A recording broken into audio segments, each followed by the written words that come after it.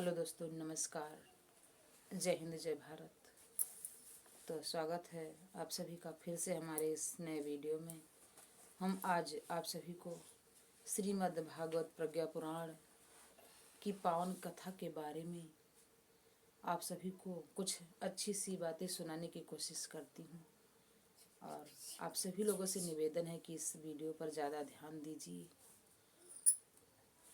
ये माँ गायत्री कामधेन, इसकी गौरव गरिमा जानो।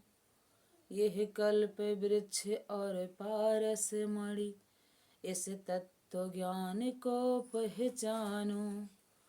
यही विवेक की जननी है, जो महाप्रज्ञा कहलाती है। निज दया दृष्टि से माँ सबका सोया सौभाग्य जगाती है। उपासना साधना पूजा का कम सबको अपनाना है। इनके आराधन से ही तो धरती को स्वर्ग बनाना है। धरती को स्वर्ग बनाना है। ये माता वेदों देवों की जब विश्व मातृ बन जाएंगी, आस्था जन मन में जगह जगह ज्ञाना अमृत रस बरसाएंगी। गायत्री महामंत्र का करे सभी जन जाप, अनास था संकट कटे, मिटे सभी संताप। तो प्यारे दोस्तों, यह गायत्री ब्रह्म विद्या है, यही कल्प वृक्ष है, यही कामधेनु है और यही पारसमणि है। देवता स्वर्ग के समान इसी का पैपान करते हैं। इसी कल्प वृक्ष की छाया में बैठकर समस्त दुखों का उपभोग करते हैं तथा इसी पारसमणि के द्वारा अजस्र अनुदान पाते हैं। इसकी शरण में आने वाले का कभी विनाश नहीं होता। यही ऋत्विम भरा अर्थात श्रेष्ठ बुद्धि का निर्माण कर मनुष्य को देवता बनाने वाली है। महर्षि वशिष्ठ ने इसी गायत्री रूपी कामधेनु को पाकर विश्वामित्र को पराजित किया था। विश्वामित्र राजा थे। एक बार वह अपनी सेना के साथ शिकार को गए। रात्रि में वशिष्ठ जी के आश्रम के निकट रुके। वशिष्ठ जी ने खटरस व्यंजन से इनका सम्मान किया। ये तो आश्चर्यचकित हो गए। उन्होंने पूछा, आश्रम में इतना स्वादिष्ट भोजन कहाँ से आया गुरुदेव? पता चला एक कामधेनु गाय है, उससे जो मांगो वही मिल जाता है।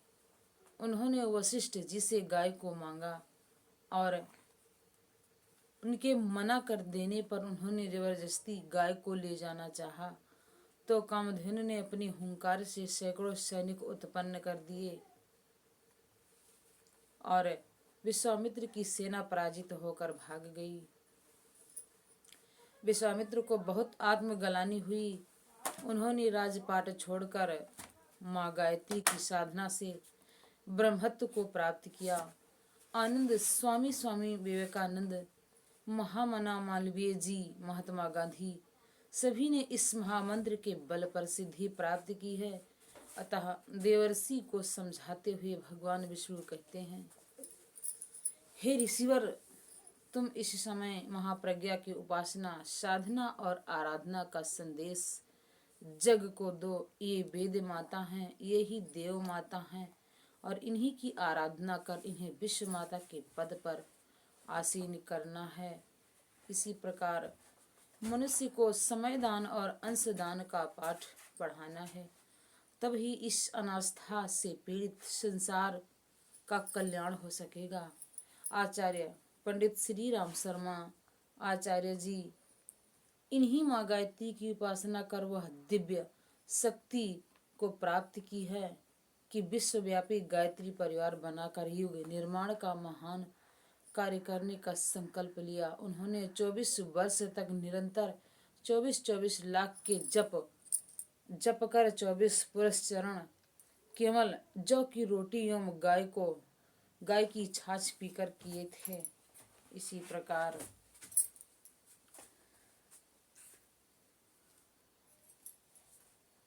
प्रकार यह असुर अनास्था का देखो हर जन जीवन में छाया है।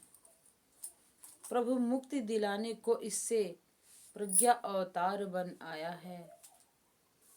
बुद्धा अवतार का पूरक है, यह प्रज्ञा अवतार है निराकार। बन सद्बुद्धि सत्कर्म प्रखर, इसकी लीला होगी उदार। जब आता है तूफान किसी को पता नहीं चल पाता है।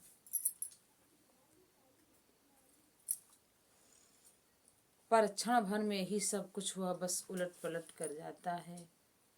और है समय विभीषिकाओं का, पर इससे ना अब घबराना है। संग ले जागृत आत्माओं को बस स्वर्ग धरा पर लाना है, बस स्वर्ग धरा पर लाना है। और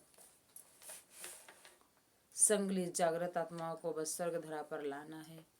आंधी या तूफान हो या हो झंझावात, अंधकार के बाद ही आता सुखद प्रभात, आता है सुखद प्रभात।